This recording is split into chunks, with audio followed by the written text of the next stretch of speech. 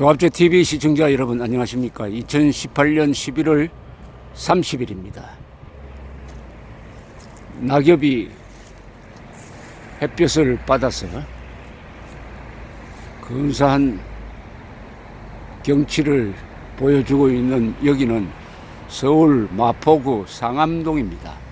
상암동 큰 길 옆에 있는 야산입니다. 만추의 모습입니다. 11월 30일 가을의 마지막 날이군요.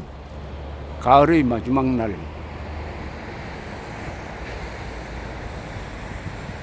상암동 모습입니다.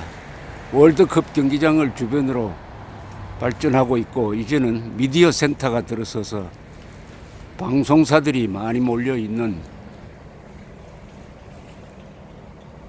모습인데 바로 저기 박정희 대통령 기념 도서관이 있습니다.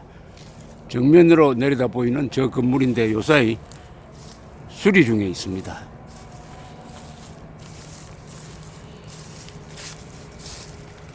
큰 태극기가 있고 새마을기가 플럭입니다. 새마을기.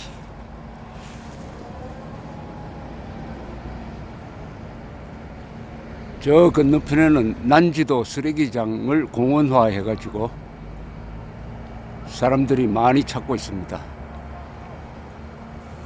여기에 박정희 대통령 기념관을 만들 때 장소가 좋지 않다 해가지고 반대가 많았습니다. 광화문에 들어서야 된다 하는 의견도 있었습니다. 또 남산에 또는 한강 고수부지에, 그러나 권력에 밀려와서 여기에 만들어졌습니다. 접근이 쉽지 않는 곳입니다. 이곳은 주변에 뭐 이렇다 할 표시 건물도 없습니다. 찾기도 매우 힘듭니다. 더구나 저기에 박정희 동상이 없습니다.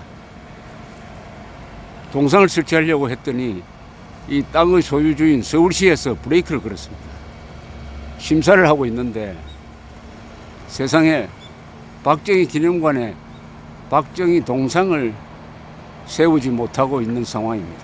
더구나 박정희 동상을 국가가 돈을 들여서 세운 것도 아니고 민간인들이 돈을 모아서 박정희 동상을 세우려고 하는데 사실상 저지를 당하고 있습니다. 지금 대한민국 국민이 박정희 대통령과 그 따님인 박근혜 대통령에게 무슨 짓을 하고 있는지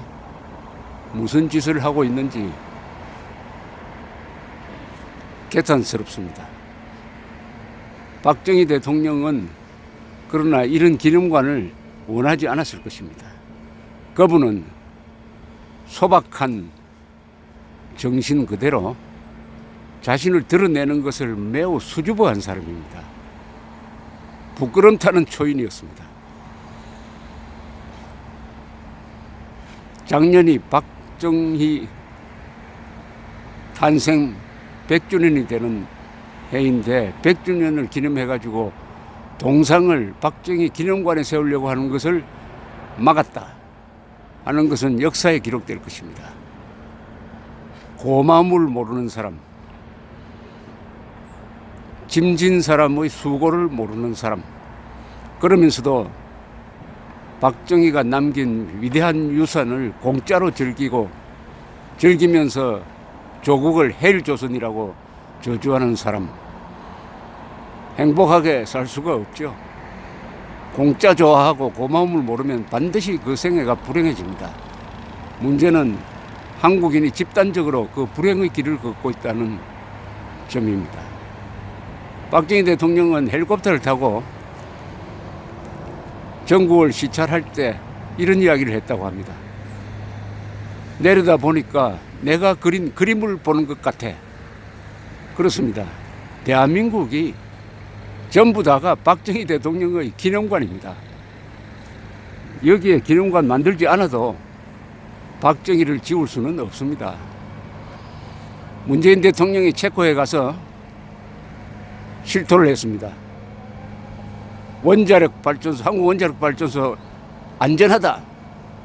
24기가 안전하게 돌아가고 있고 사고 난 적 한 번도 없다라고 이야기를 했습니다. 그 원자력 발전소를 누가 만들었습니까? 바로 박정희 대통령의 결단으로 원자력 발전소가 지어지고 바로 한국 기술진이 들어가서 운영을 하게 되고 드디어는 우리가 세계에서 가장 효율적인 원자로까지 설계해가지고 수출할 정도까지 이르렀는데 작년 문재인 대통령은 느닷없이 한국의 원자력 발전소는 가장 위험하다.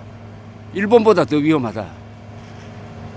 라는 선동적 연설을 하더니 백지화를 결정하고 잘 돌아가는 발전소 문을 닫게 하고 공사도 중단시키고 하는 이런 문명 파괴를 부르짖더니 아무 설명도 없이 국민들에게 설명도 없고 사과도 없이 외국에 가서 체코에 가서는 한국 원자력 안전하니까 구입해달라고 간청을 하는 이런 기괴한 모습이 한국에서 연출되고 있습니다. 배신의 계절입니다. 불의의 시대입니다. 그러나 박정희를 지울 수는 없습니다. 세계에서 가장 값싸고 편리하다는 한국의 의료보험 제도 누가 만들었습니까? 1977년 7월 1일 박정희 대통령이 시작한 것 아닙니까? 그래도 한국의 경제를 뒷받침하고 있는 중화학공업 누가 만들었습니까? 박정희 욕을 먹으면서 유신 시절 1970년대 후반에 만든 중화공업의 기반이 없었으면 지금 문재인 정권은 유지가 되지 않을 것입니다. 북한이 핵무장해도 한국 사람들이 불안하게 생각하지 않고 살고 있는 것은 자주국방력 누가 만들었습니까? 박정희 대통령이 1968년 1.12 사태를 겪고 나서 작심을 하고 한 손에 망치 들고 한 손에 총 들고 싸우면서 일하고 일하면서 싸운다는 정신으로 건설한 것이 자주국방력 아닙니까?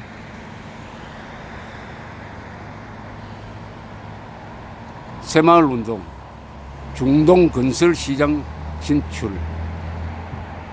그 박정희를 역사 속에서 지우면은 대한민국도 같이 지워진다는 사실을 누구보다도 잘 알고 있는 것이 북한 노동당 정권 아니겠어요? 여기서도 박정희의 냄새가 그냥 물씬 납니다. 산림녹화, 세계에서 경제 성장, 산업화, 산림녹화를 동시에 달성한 세계에서 유일한 나라입니다. 북한은 경제 개발도 성공하지 못하고 산업화에도 성공하지 못하고 산림도 보존하지 못해가지고 지금 우리나라가 북한의 산림을 복구하겠다고 이렇게 나서고 있는 이런 마당에 저 눈에는 지금 쓰레기장이 울창한 숲으로 변한 모습을 봅니다.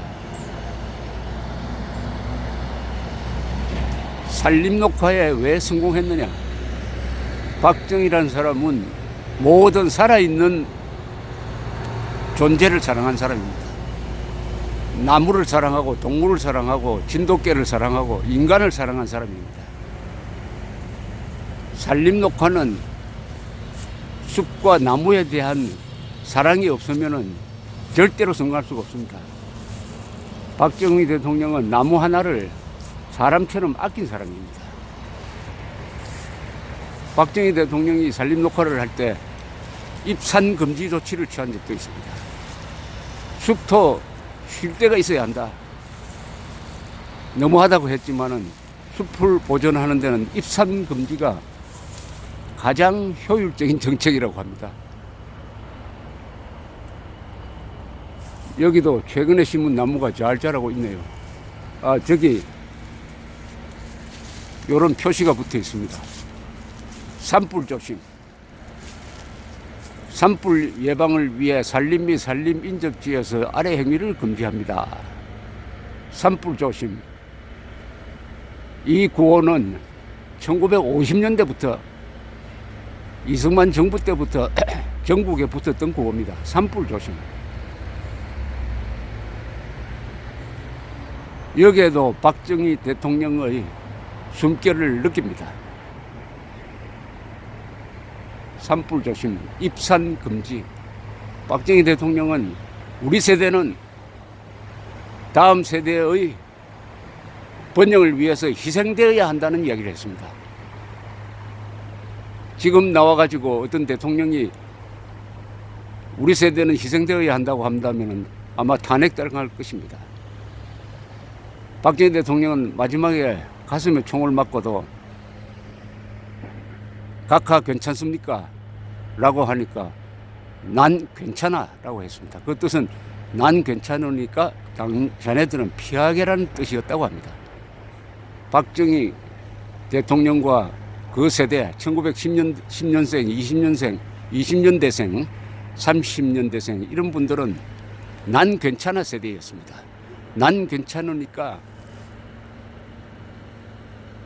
너희들은 열심히 공부하고 일해서 번듯한 나라 만들어가지고 자랑스럽게 살아라. 난 괜찮아. 그러나 문제는 지금 박정희의 정책의 가장 큰 수혜 집단인 바로 귀족 노조 민노총이 박근혜 탄핵에 앞장서고 요사이는 곳곳에서 폭력을 행사해가지고 법치를 무너뜨리고 있습니다. 대한민국 국민들이 박정희를 지우려는 이 배은망덕의 이 행태를 중단하지 않으면은 저주를 받게 될 것입니다. 그 저주가 김정은의 손에 의해서 이루어질지도 모릅니다. 동상 없는 박정희 대통령 기념관이지만은 태극기는 휘날리고 있습니다. 태극기가 내려지지 않은 한 언젠가는 여기에 박정희 동상이 쓸 것입니다. 그때 박정희를 지우려던 자들이 역사 속에서 지워지게 될 것입니다. 감사합니다.